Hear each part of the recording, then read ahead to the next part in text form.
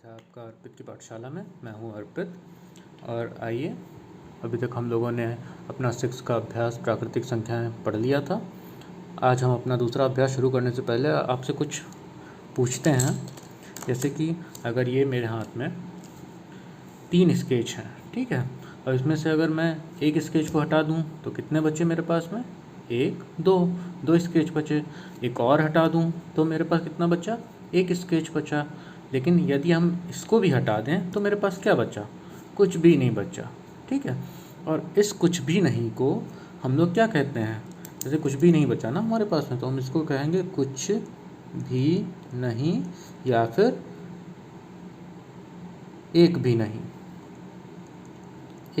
या फिर 0 शून्य, जिसको हम लोग कहते हैं ना, ये हमारा शून्य बचा। तो यही हमारा आज का कॉन्सेप्ट है। अभी तक हम लोगों ने अपनी प्राकृतिक संख्याएं पढ़ी थी। क्या पढ़ी हैं? 1 2 3 4 5 से लेकर अनंत तक की, ये सब हमारी क्या होती हैं? प्राकृतिक संख्याएं होती हैं।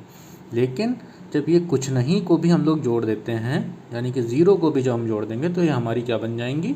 तभी हमारी केवल प्राकृतिक संख्याएं नहीं रहेंगी, ये हमारी क्या बन जाएंगी? ये हमारी पूर्ण संख्याएं बन जाएंगी।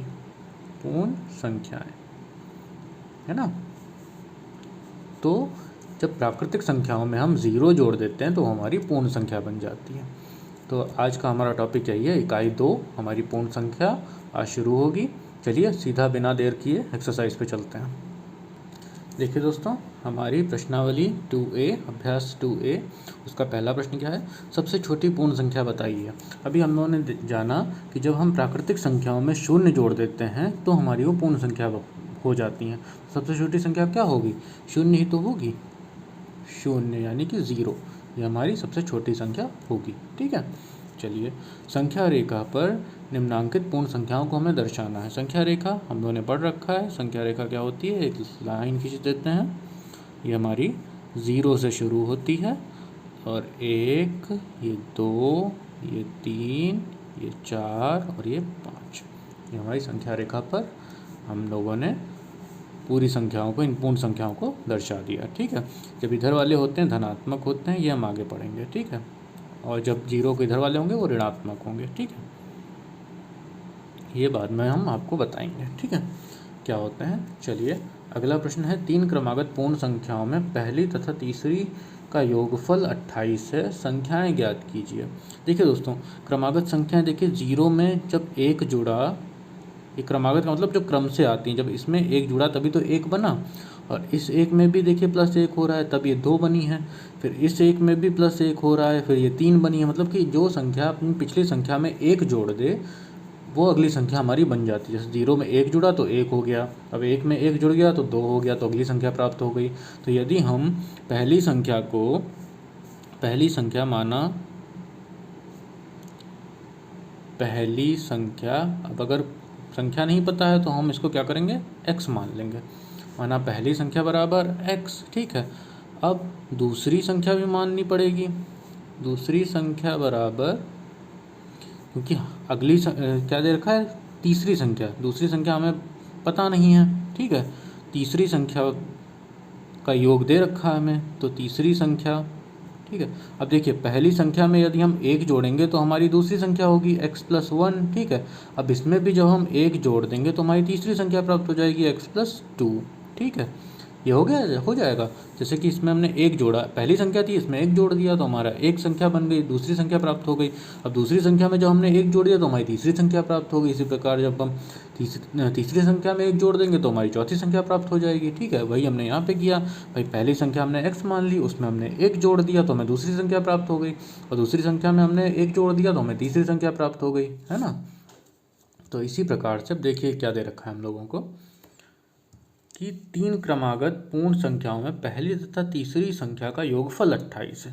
अब पहली संख्या क्या है? देखिए, पहली तथा तीसरी संख्या का योगफल, यानी कि पहली संख्या x और तीसरी संख्या क्या है? x+2, इसका योगफल कितना दे रखा है हमें? 28 दे रखा है, ठीक है।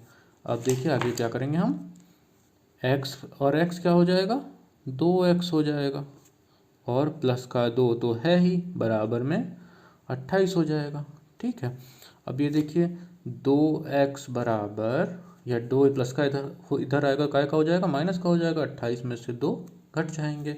ठीक है, तो 2x बराबर कितना बचा, 26। ठीक है, तो x बराबर क्या हो जाएगा, x बराबर दोस्तों हमें क्या प्राप्त हो जाएगा, x बराबर हमें प्राप्त होगा 26/2, यानी कि 2 कम 2, 2 3 6। तो x बराबर हमको प्राप्त हुआ 13। ठीक, तो अब हमने पहली संख्या क्या थी हमारी, x थी, तो पहली संख्या बराबर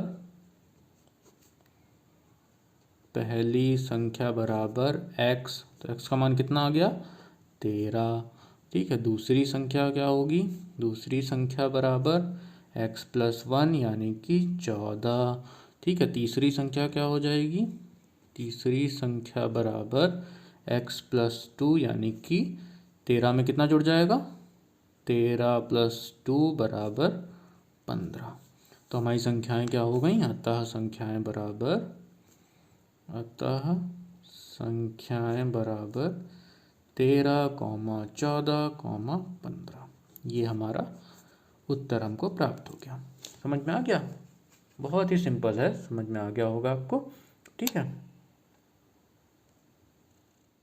देखिए दोस्तों, इसी क्रम में हमारा चौथा प्रश्न, यदि 3 क्रमागत पूर्ण संख्याओं में मध्य की संख्या 39 हो। देखिए दोस्तों, मध्य की संख्या हमको दे दी। इसमें क्रमागत संख्याएं क्या होती हैं, जो जैसे कि क्रम में जो एक जोड़ने पे जो हमें संख्या प्राप्त हो जाए। ठीक है, अब यदि हमें मध्य की संख्या पता है, मध्य की संख्या कितनी है हमको दे रखी है, देखिए 39 दे रखी है। तो तीनों संख्या हमसे पूछी है, मध्य की संख्या मतलब ये देखिए पहली संख्या, यानी कि ये पहली संख्या होगी, ये दूसरी संख्या, ये तीसरी संख्या, मध्य की संख्या कितनी है, 39। ठीक है, अब क्रमागत संख्याएं हैं, तो जब हम इसमें एक जोड़ देंगे तो हमें कितना प्राप्त हो जाएगा, अगली संख्या प्राप्त हो जाएगी 40।